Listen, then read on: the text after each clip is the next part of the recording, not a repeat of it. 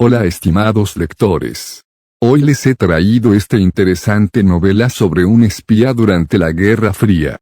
Espero que lo disfruten y recuerden que la lectura nos abre la mente y nos permite experimentar un nuevo mundo.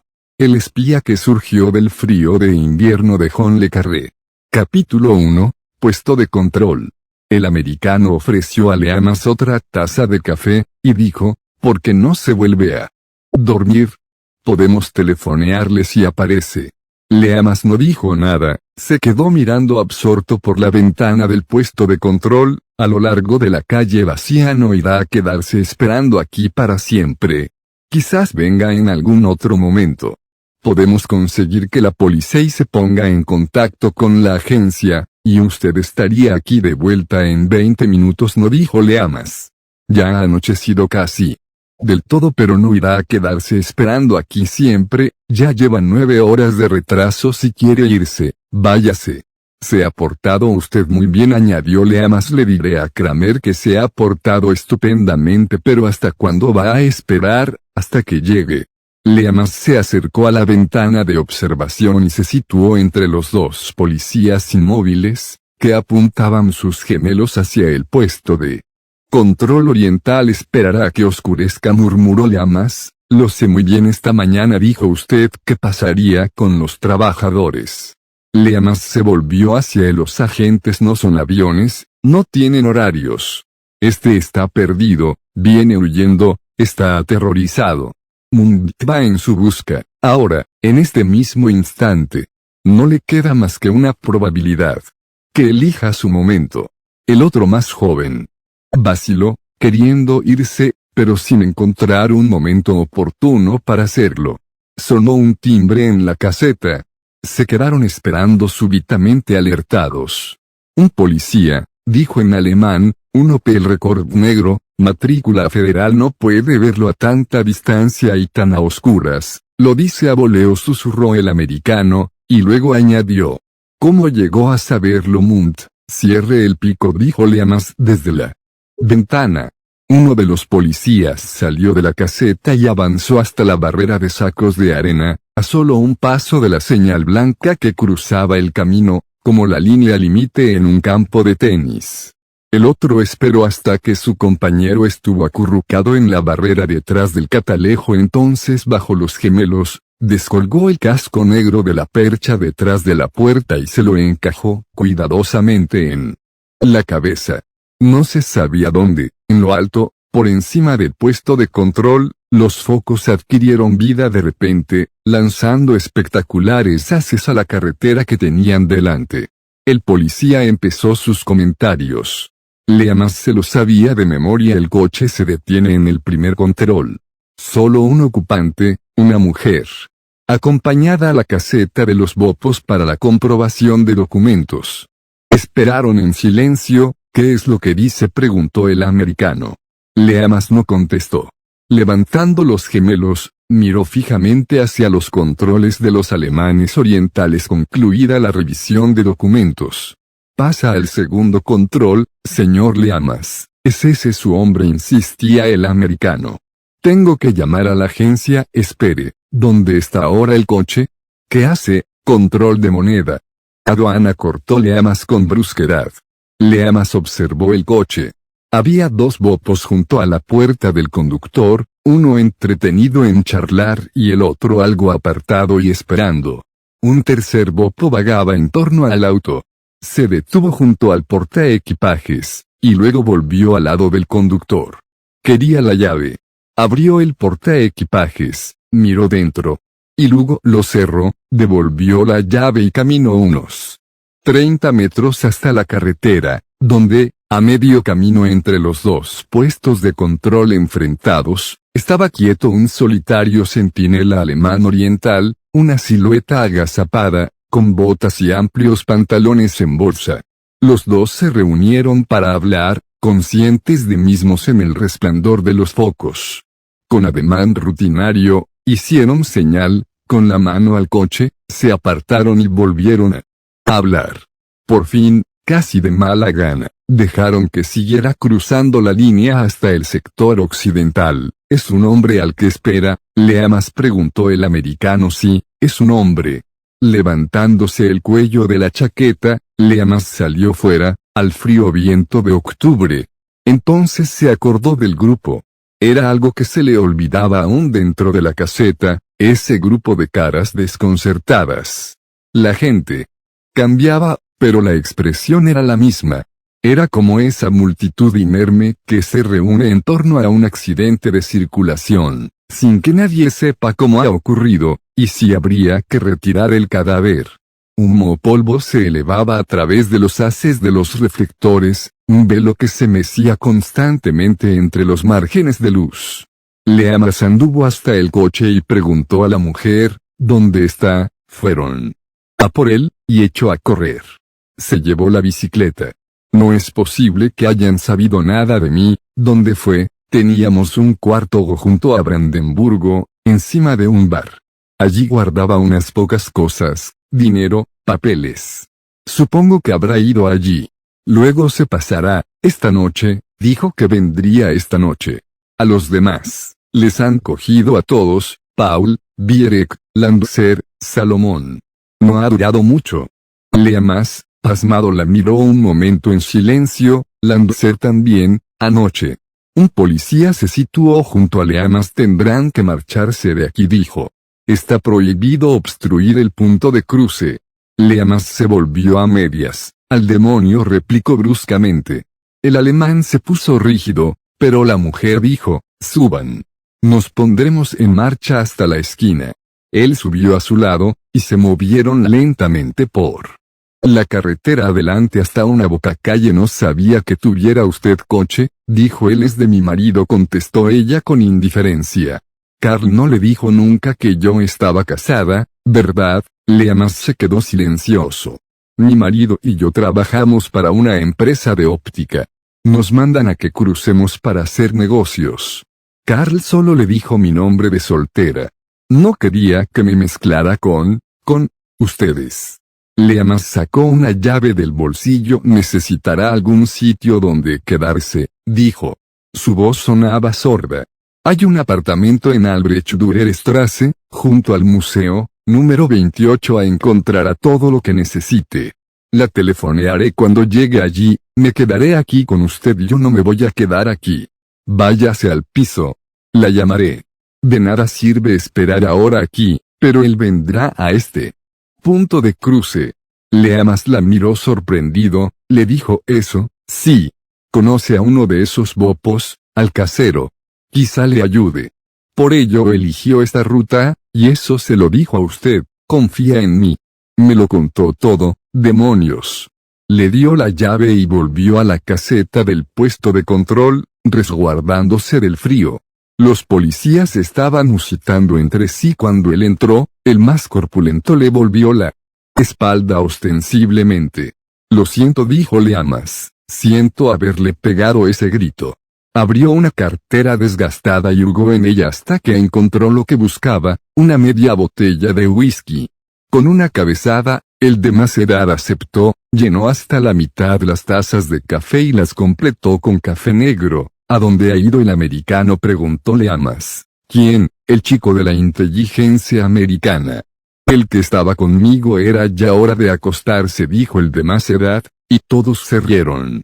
Leamas dejó la taza en la mesa y preguntó, ¿cuáles son sus instrucciones en cuanto a disparar para proteger a uno que se pase, a un hombre que huya corriendo? Solo podemos hacer fuego para protegernos si los bopos disparan dentro de nuestro sector. Eso quiere decir que no pueden disparar hasta que el hombre haya pasado la divisoria.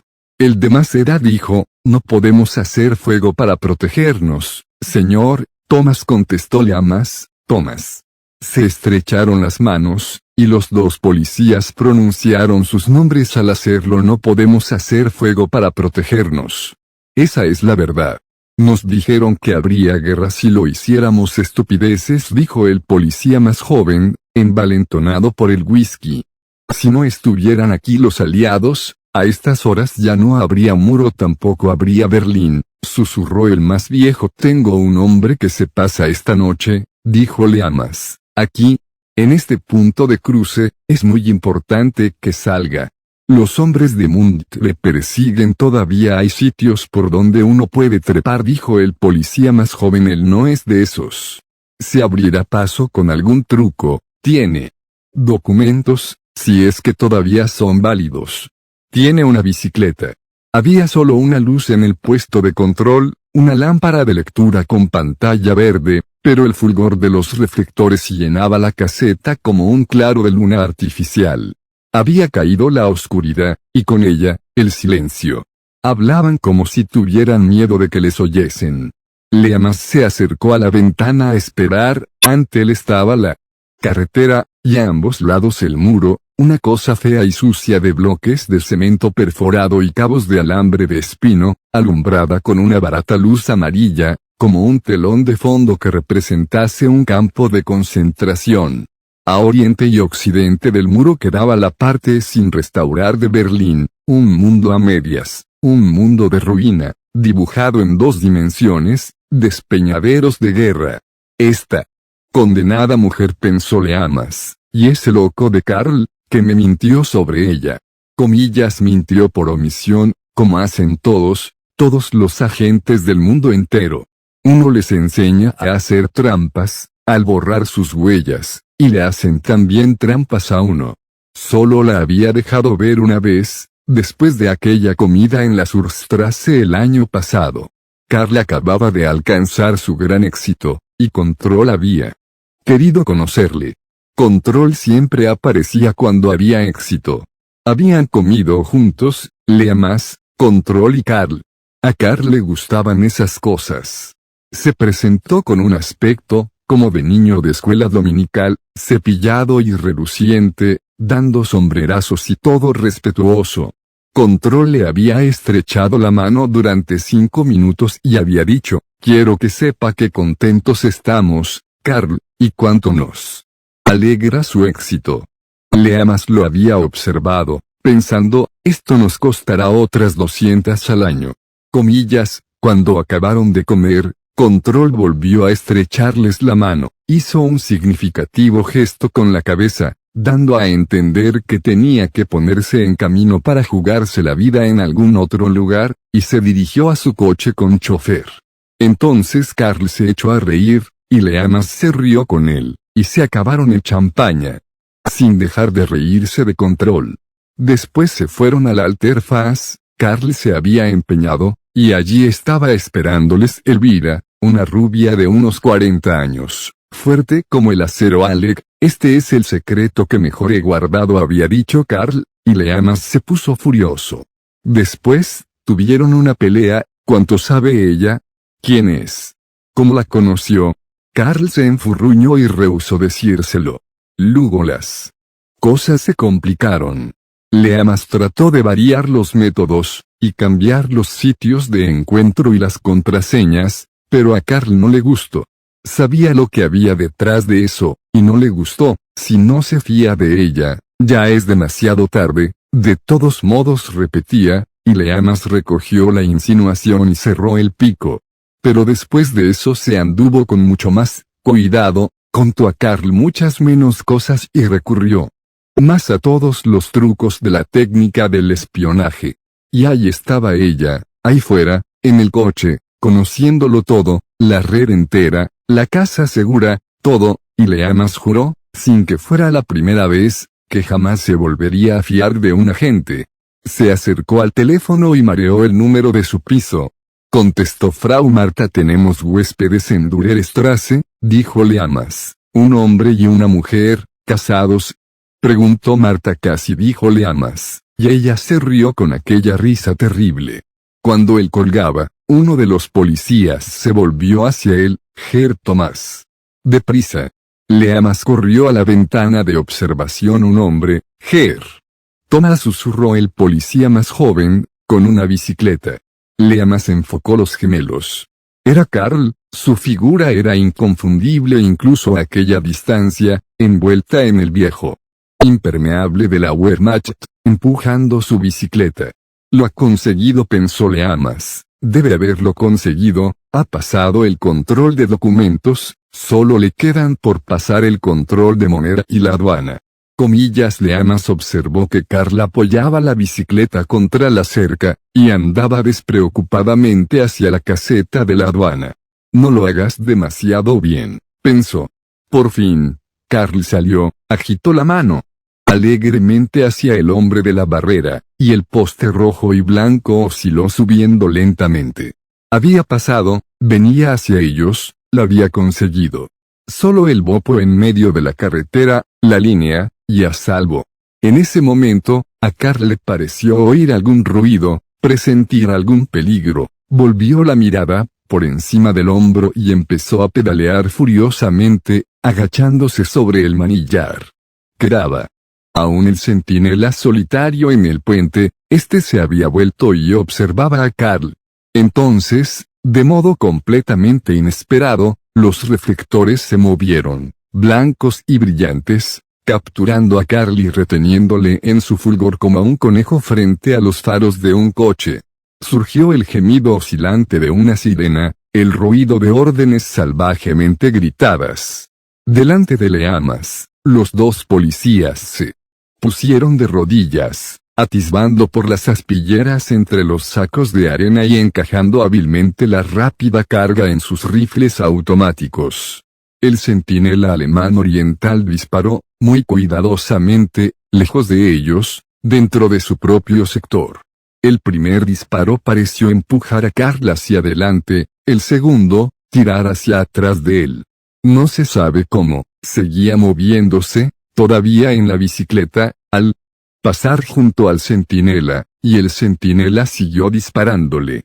Luego se dobló, rodó por el suelo, y se oyó claramente el golpe de la bicicleta al caer. Leamas puso toda su esperanza en que estuviera muerto. Capítulo 2, Cambridge Circus. Observó cómo la pista de Tempelhof se hundía por debajo de él. Leamas no era hombre reflexivo, sobre todo nada filosófico. Sabía que estaba eliminado, era un hecho de la vida con el que tenía que apechugar en adelante, como quien debe vivir con cáncer o en prisión. Sabía que no había ninguna clase de preparación que pudiera tender un puente sobre el abismo entre el antes y el ahora. Había encontrado el fracaso como un día encontraría la muerte, probablemente con resentimiento clínico y con la valentía de un solitario. Había durado más que la mayoría. Ahora, estaba derrotado. Se dice que un perro vive tanto tiempo como sus dientes, metafóricamente, a Leamas le habían arrancado los dientes, y era Mund quien se los había arrancado. 10 años atrás hubiera podido tomar otro camino, en aquel anónimo edificio gubernamental, en Cambridge Circus, había empleos burocráticos que Leamas hubiera podido desempeñar y conservar hasta muy viejo, pero Leamas no estaba hecho para estas cosas. Tan infructuoso hubiera sido pedir a un jockey que abandonara todo para hacerse empleado de apuestas, como suponer que Leamas abandonaría la vida militante a cambio del tendencioso teorizar y el clandestino interés egoísta de Whitehall. Se había quedado en Berlín, consciente de que personal había señalado su expediente para revisarlo al final de cada año, terco, obstinado, despectivo con las instrucciones, diciéndose que ya saldría algo. El trabajo de espionaje tiene una sola ley moral, se justifica por los resultados. Incluso los sofistas de Whitehall rendían homenaje a esa ley, y Leamas se beneficiaba. Hasta que llegó Mund. Era extraña la rapidez con que se había dado cuenta que Mund se interponía en su destino. Hans-Dieter Mund, nacido hacía 42 años en Leipzig. Leamas conocía su expediente, conocía la fotografía en el interior de la tapa, el rostro vacío, duro, bajo el pelo de lino. Sabía de memoria la historia de la subida de Mund al poder como segundo hombre de la Abteilung y jefe efectivo de operaciones. Leamas lo sabía por las declaraciones de desertores, y por Riemeck, que, como miembro del presidium del Partido Socialista Unificado de Alemania Oriental, se reunía en comités de seguridad con Mund, y le temía. Con razón, según parece, pues Mund le mató. Hasta 1959, Mund había sido un funcionario poco importante de la Abteilung, que actuaba en Londres bajo la cobertura de la misión siderúrgica de Alemania Oriental. Volvió a Alemania a toda prisa después de matar a 2 de sus propios agentes para salvar su pellejo, y no se oyó hablar de él en más de un año. De repente, reapareció en el cuartel general de la Abteilung en Leipzig como jefe del departamento de rutas y medios, responsable de la distribución de dinero, equipos y personal para tareas especiales. Al final de ese año se produjo la gran lucha por el poder dentro de la Abteilung. El número y la influencia de los oficiales de enlace soviéticos disminuyeron drásticamente, varios de la vieja guardia fueron despedidos por razones ideológicas, y emergieron 3 hombres: Fiedler, como jefe del contraespionaje, Hahn, que sustituyó a Mundt como jefe de medios, y el propio Mundt, que se llevó la palma, como vicedirector de operaciones, a la edad de 41 años. Entonces empezó el nuevo estilo. El primer agente que perdió Leamas fue una muchacha. Era tan solo un pequeño eslabón en la red, se la utilizaba para trabajos de enlace. La mataron a tiros en la calle cuando salía de un cine en Berlín Occidental. La policía no pudo encontrar nunca al asesino, y Leamas, al principio, se inclinó a eliminar el incidente como si no tuviera ninguna conexión con su trabajo. Un mes después, un maletero de la estación de Dresde, agente despedido de la red de Peter Guillam, fue hallado muerto y mutilado junto a unos raíles del tren. Leamas comprendió que no era ya una mera coincidencia. Poco después de eso, 2 miembros de otra red que estaba bajo el control de Leamas fueron detenidos y sentenciados sumariamente a muerte. Y así siguió, sin remordimientos, enervante. Y ahora habían casado a Karl, y Leamas se marchaba de Berlín igual como había llegado, sin un solo agente que valiera un penique. Mundt había ganado. Leamas era bajo, con un tupido pelo gris y hierro, y con el físico de un nadador. Era muy fuerte. Esa fuerza se le notaba en la espalda y los hombros, en el cuello, y en la conformación nudosa de las manos y los dedos. Acerca de la ropa, tenía una opinión utilitaria, como en casi todas las demás cosas. Hasta las gafas que llevaba a veces tenían cerco de acero. La mayor parte de sus trajes eran de fibra artificial y ninguno tenía chaleco. Le gustaban las camisas a la americana, con botones en las puntas del cuello, y los zapatos de ante, con suela de goma. Tenía un rostro atractivo, musculoso, con una línea de terquedad en su boca delgada. Sus ojos eran oscuros y pequeños, irlandeses, decían algunos. Era difícil clasificar a Leamas. Si llegaba a un club de Londres, era seguro que el portero no le confundiría con un miembro. En las salas de fiesta de Berlín solían darle la mejor mesa. Parecía un hombre que podía traer problemas, un hombre que cuidaba de su dinero, un hombre que no era precisamente un caballero. La azafata pensó que era interesante. Supuso que era del norte, como de hecho hubiera podido serlo, y que rico no lo era. Le echó unos 50 años de edad, con lo que casi estaba en lo cierto. Supuso que era soltero, lo que era cierto a medias. En alguna parte, hacía mucho, había habido un divorcio, en algún sitio había hijos, ahora entre 10 y 20 años, que recibían su pensión de un banco particular bastante raro de la City. Si quiere otro whisky, dijo la azafata, será mejor que se dé prisa. Dentro de 20 minutos estaremos en el aeropuerto de Londres. No, gracias. No la miró, contemplaba por la ventanilla los campos verde-grises de Kent.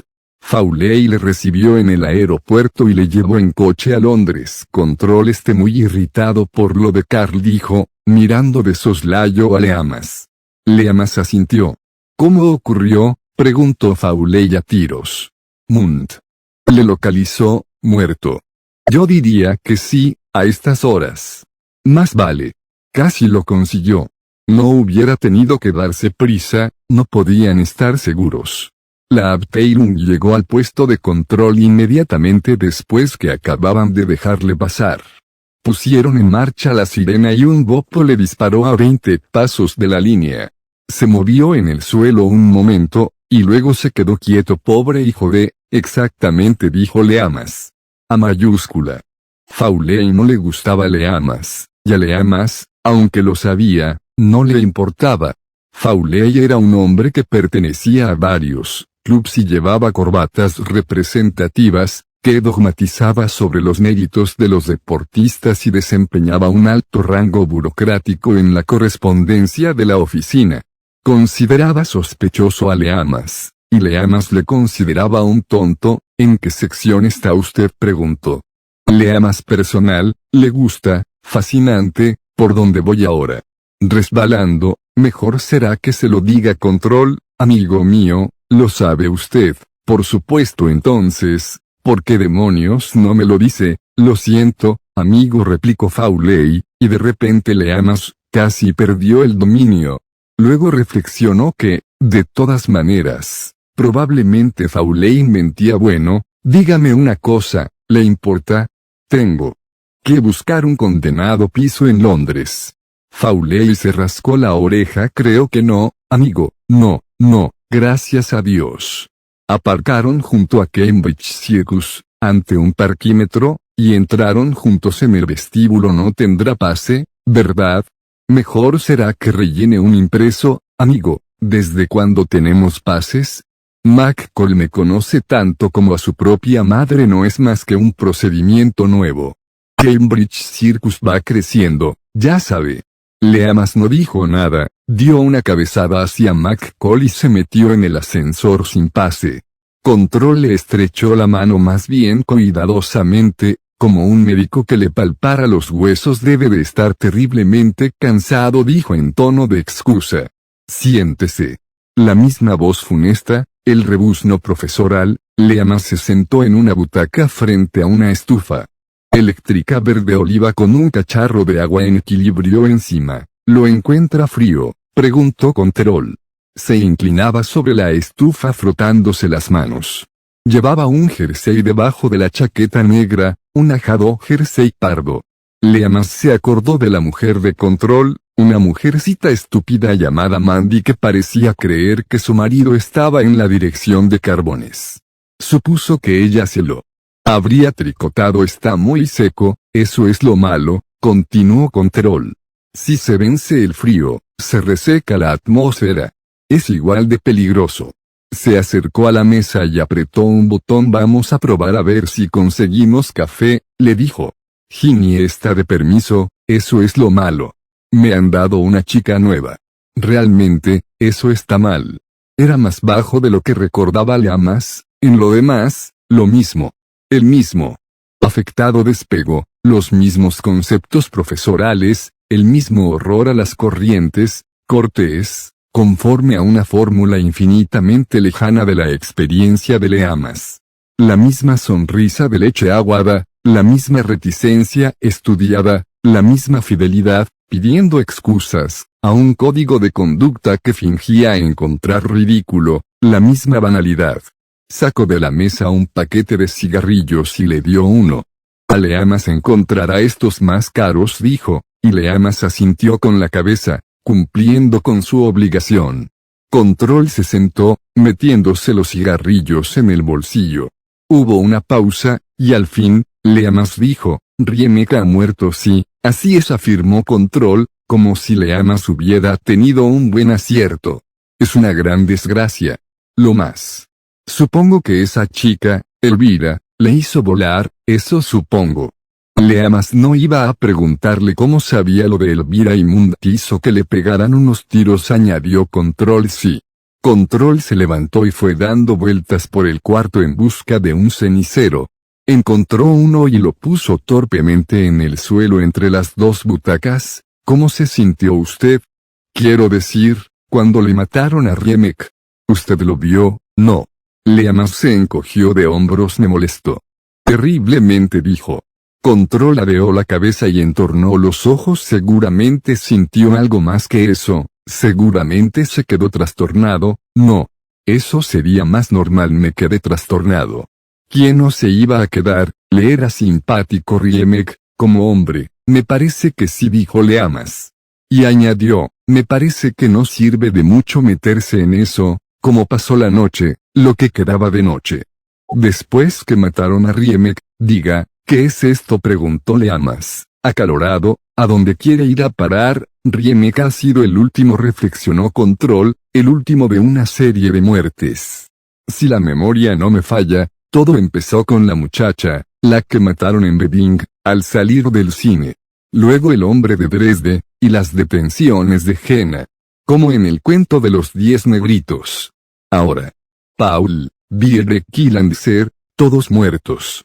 Y finalmente Riemek sonrió, como esbozando una súplica. Eso desgasta mucho. Me preguntaba si tendría usted bastante. ¿Qué quiere decir con bastante? Me preguntaba si estaría usted cansado. Consumido. Se produjo un largo silencio. Eso ha de decidirlo usted, dijo por fin Leamas. ¿Hemos de vivir sin simpatías? No. Desde luego, eso es imposible. Fingimos unos con otros toda esta dureza, pero realmente no somos así. Quiero decir, uno no puede estar todo el tiempo fuera, al frío. Uno tiene que retirarse, ponerse al resguardo de ese frío. ¿Entiende lo que quiero decir? Leamas entendía. Veía la larga ruta saliendo de Rotterdam, la larga carretera recta junto a las dunas, y el torrente de refugiados moviéndose a lo largo de ella. Veía el pequeño avión a varias millas, la procesión que se paraba a mirarlo, y el avión que se acercaba, elegantemente, sobre las dunas. Veía el caos, el infierno sin sentido, cuando las bombas dieron en la carretera. No puedo hablar así, Control, dijo por fin Leamas. ¿Qué quiere que haga? Quiero que siga un poco más en el frío, fuera. Leamas no dijo nada, de modo que Control siguió. Nuestra ética profesional se basa en un solo supuesto, esto es, que nunca vamos a ser agresores. ¿Cree usted que eso es equitativo? Leamas dio una cabezada. Cualquier cosa para evitar hablar así. Hacemos cosas desagradables, pero somos defensivos. Eso, me parece, sigue siendo equitativo. Hacemos cosas desagradables para que la gente corriente, aquí y en otros sitios, puedan dormir seguros en sus camas por la noche. ¿Es eso demasiado romántico? Desde luego, a veces hacemos cosas auténticamente malvadas así a muecas como un colegial. Y, al contrapesar asuntos morales, más bien nos metemos en comparaciones indebidas. Al fin y al cabo, no se pueden comparar los ideales de un bando con los métodos del otro, ¿no es verdad? Leamas se sentía perdido. Otras veces le había oído decir a aquel hombre un montón de vulgaridades antes de pinchar a fondo, pero jamás le había oído decir nada semejante. Quiero decir que hay que comparar método con método, ideales con ideales. Yo diría que, después de la guerra, nuestros métodos, los nuestros y los de los adversarios, se han vuelto muy parecidos. Quiero decir que uno no puede ser menos inexorable que los adversarios simplemente porque la política del gobierno de uno es benévola, ¿no le parece? Se rió silenciosamente para adentro. Eso no serviría nunca, dijo. Comillas, Dios mío, pensó Leamas, es como trabajar para un clérigo sanguinario. ¿A dónde irá a parar? Por eso, continuó Control, creo que deberíamos intentar eliminar a Munt. Pero, bueno, dijo, volviéndose con irritación hacia la puerta. ¿Dónde está ese maldito café? Control atravesó hasta la puerta, la abrió y habló con alguna invisible muchacha en el cuarto de afuera. Al volver dijo, de veras creo que tendríamos que eliminarle, si lo podemos arreglar, porque no hemos dejado nada en Alemania Oriental, nada en absoluto. Usted lo acaba de decir, Riemek era el último. No hemos dejado nada que proteger. Control se sentó y se miró las manos un rato. Eso no es del todo serio, dijo al fin, pero me parece que no debo aburrirle con los detalles. Leamas se encogió de hombros. Dígame, continuó Control, ¿está usted cansado de espiar? Perdone que repita la pregunta. Quiero decir, Que ese es un fenómeno, que comprendemos bien, ya lo sabe. Como los constructores de aviones, fatiga del metal, creo que se dice así. Diga si está cansado. Leamas se acordó del vuelo de regreso, aquella mañana, y quedó interrogándose a sí mismo si estuviera cansado. Añadió Control, tendríamos que encontrar algún otro modo de ocuparnos de Munt. Lo que pienso ahora está un poco fuera de lo normal. Entró la muchacha con el café. Puso la bandeja sobre la mesa y sirvió 2 tazas. Control esperó a que se marchara del cuarto. «Qué chica tan tonta», dijo, casi para sí mismo. «Parece muy raro que ya no puedan encontrar las buenas. Me gustaría que Jimmy no se fuera de vacaciones en ocasiones como esta». Removió con desconsuelo el café durante un rato. «Realmente, tenemos que desacreditar a Munt», dijo. «Dígame, usted bebe mucho whisky y esas cosas». Leamas había llegado a creer que estaba acostumbrado a Control. «Bebo un poco. Más que la mayoría, supongo». Control asintió comprensivamente. «¿Qué sabe usted de Munt? Es un asesino. Estuvo aquí 1 año o 2, con la misión siderúrgica de Alemania Oriental. Entonces teníamos aquí un consejero, Maston, así es. Munt tenía en marcha un agente, la mujer de uno del Foreign Office. La mató, trató de matar a George Smiley.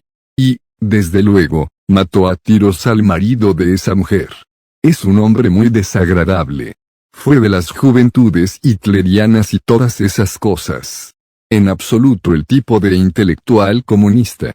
Un profesional de la Guerra Fría como nosotros», observó secamente Leamas.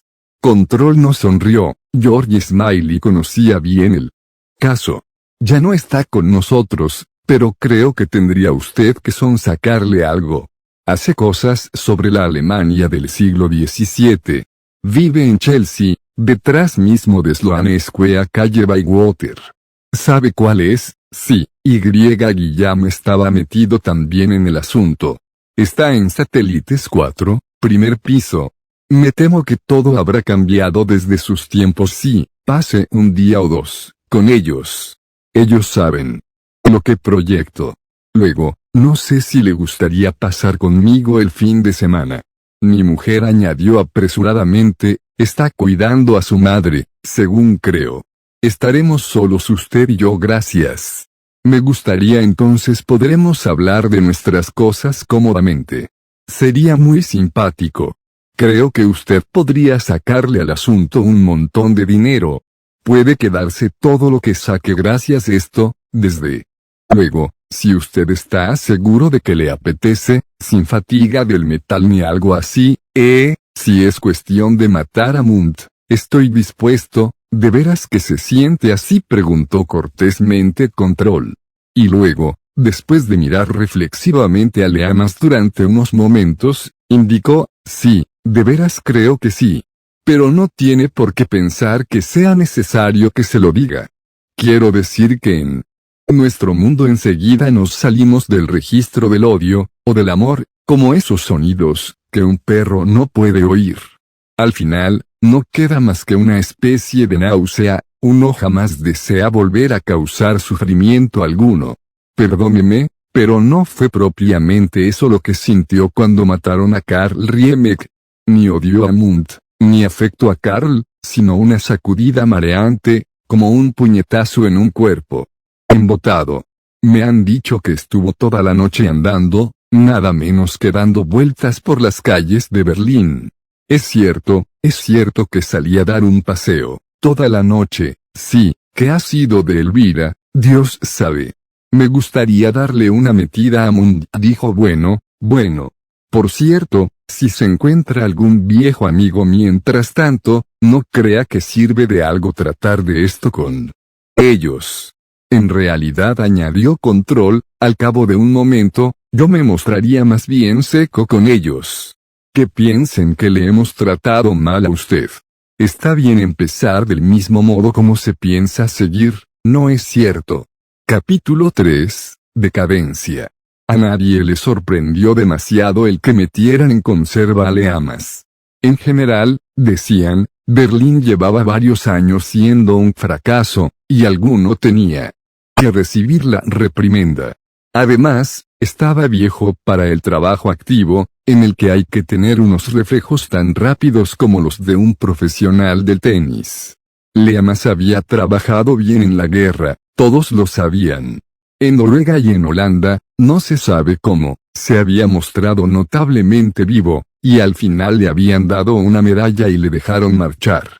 Después, desde luego, le hicieron volver. Hubo mala suerte con lo de su paga, realmente mala suerte. La sección de contabilidad lo dejó escapar, en la persona de Elsie. Elsie dijo en el restaurante que el pobre Alec Leamas solo recibiría 400 libras al año para vivir, por culpa de su interrupción en el servicio.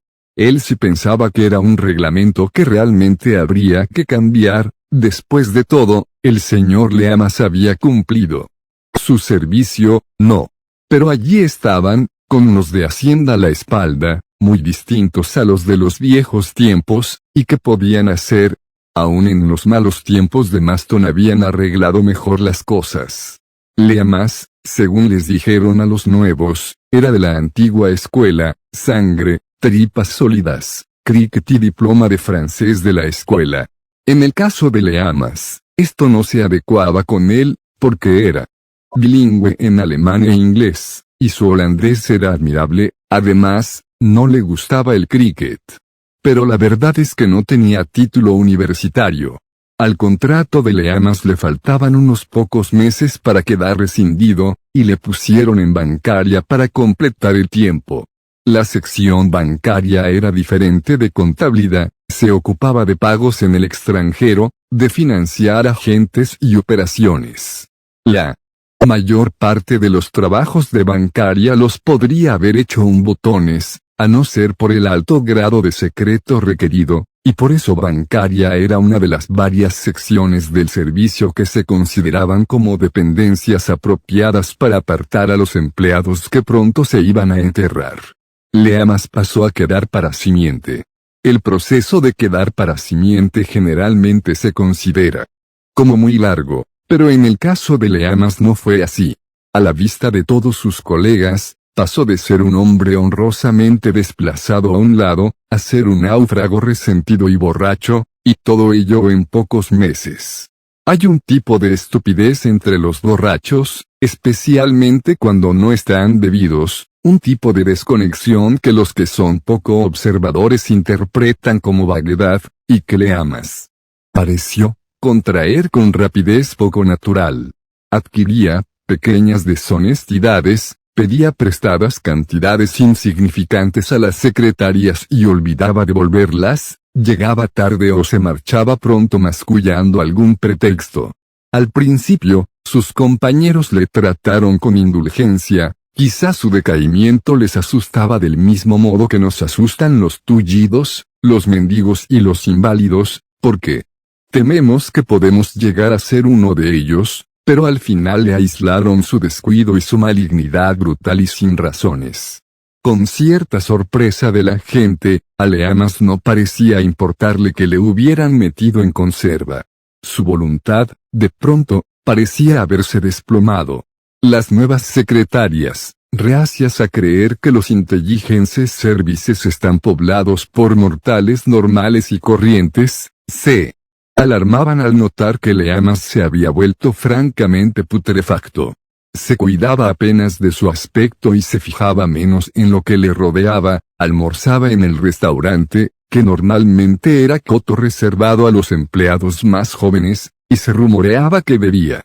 Se volvió un solitario, perteneciente a esa trágica clase de hombres activos prematuramente privados de actividad, nadadores alejados del agua o actores desterrados del escenario. Algunos decían que había cometido un error en Berlín, y por eso su red había sido suprimida. Nadie sabía nada cierto. Todos estaban de acuerdo en que le habían tratado con una dureza desacostumbrada, incluso por parte de una dirección de personal que no tenía fama de filantrópica. Le señalaban con disimulo, cuando pasaba, como señalan los hombres a un atleta de tiempos pasados, y decían, es Leamas. Le fue mal en Berlín. Es lamentable la manera como se ha dejado ir, y luego, un día, desapareció. No dijo adiós a nadie, ni por lo visto a Control. La cosa, por sí sola, no era sorprendente. El carácter del servicio excluía despedidas formales y regalos de relojes de oro, pero incluso con esos criterios, la marcha de Leamas pareció brusca. Por lo que parecía, su marcha tuvo lugar antes de que concluyera el término de su contrato. Elsie, de la sección de contabilidad, ofreció una o dos migajas de información. Leamas había cobrado en metálico toda la cuantía de su paga, lo cual, si es que Elsie entendía algo, quería decir que tenía dificultades con su banco. La gratificación se le pagaría a fin de mes, ella no podía decir cuánto, pero no llegaba a 4 cifras, pobre chico. Se había mandado su ficha al Seguro Nacional.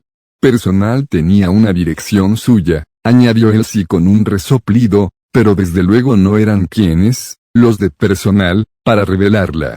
Luego estaba la historia del dinero. Se supo por indiscreción como de costumbre, nadie sabía de dónde salía eso, que la marcha repentina de Leamas tenía que ver con irregularidades en las cuentas de la sección bancaria.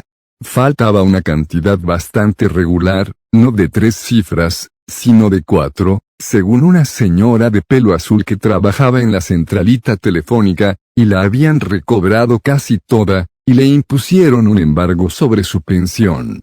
Otros dijeron que no lo creían, en el caso de que Alec hubiese querido robar el cajón, decían, conocía medios más apropiados para hacerlo que enredar en las cuentas de la central. No es que no fuera capaz, solo que lo habría hecho mejor. Pero los menos convencidos de las posibilidades delictivas de Leamas aludían a su gran consumo de alcohol, a los gastos que acarreaba mantener una familia separada, a la fatal diferencia entre la paga en el país y los gastos permitidos en el extranjero, y, sobre todo, a las tentaciones que se le ponen por delante a un hombre que maneja grandes sumas de dinero contante y sonante, cuando sabe que sus días en el servicio están contados. Todos se mostraron de acuerdo en que si Alex se había manchado las manos, estaba liquidado para siempre, los de reinstalación y le mirarían, y personal no querría dar referencias sobre él, o las daría de un modo tan frío como el hielo, y aún el patrono más entusiástico sentiría un escalofrío al verlas. El desfalco era el único pecado que los de personal no dejaban que nadie olvidase y que ellos mismos no olvidaban jamás.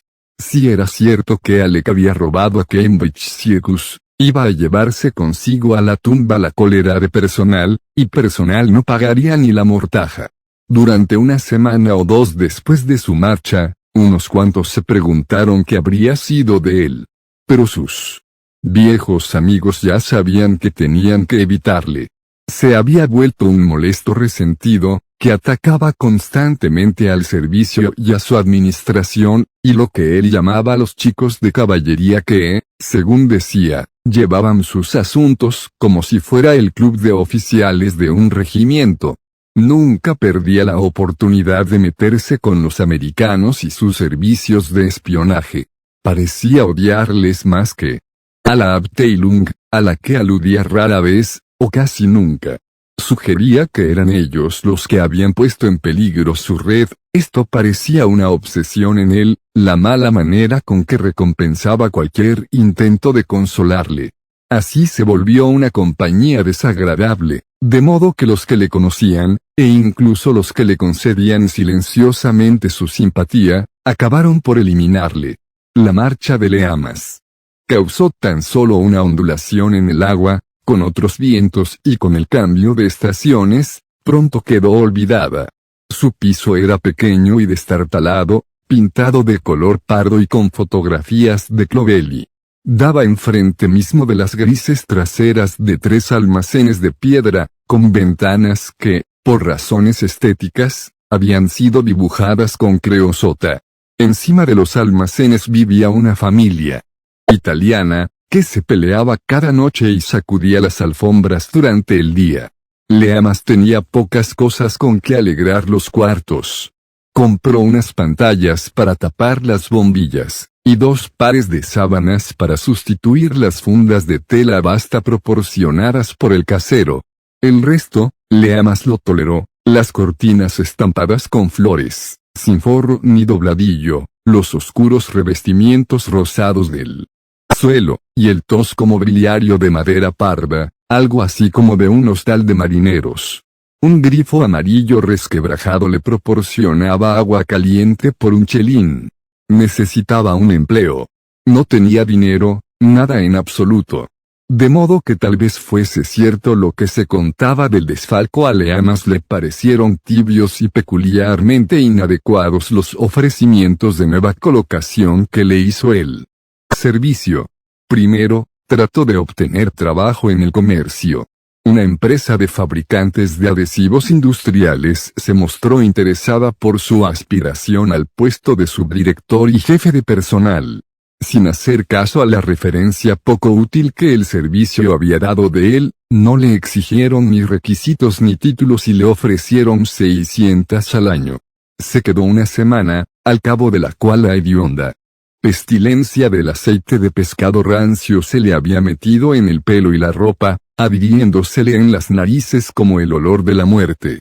No había lavado que lo suprimiera, de modo que Leamas se rapó el pelo al cero y tuvo que tirar 2 de sus mejores trajes.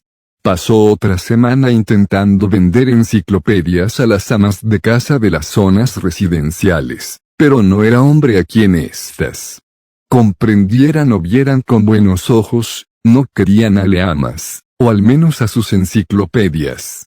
Noche tras noche volvía fatigado a su piso, con su ridícula muestra bajo el brazo.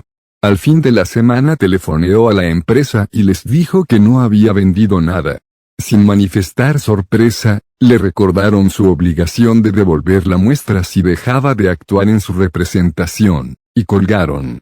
Leamas salió de la cabina telefónica dando furiosas zancadas, se dejó olvidada la muestra, fue a un bar y se emborrachó perdidamente gastándose 25 chelines, que no podía pagar. Le echaron por chillar a una mujer que trataba de llevársele. Le dijeron que no volviera jamás, pero una semana más tarde lo habían olvidado todo. Empezaban a conocer allí a Leamas. También en otros sitios empezaron a conocer a esa figura gris y bamboleante. No decía ni una mísera palabra, no tenía ni un amigo, hombre, mujer o animal. Adivinaban que estaba en un apuro, probablemente había abandonado a su mujer. Nunca sabía el precio de nada, nunca lo recordaba cuando se lo decían. Se palpaba todos los bolsillos siempre que necesitaba dinero suelto, nunca se acordaba de llevar una cesta, siempre compraba bolsas para llevarse lo que compraba.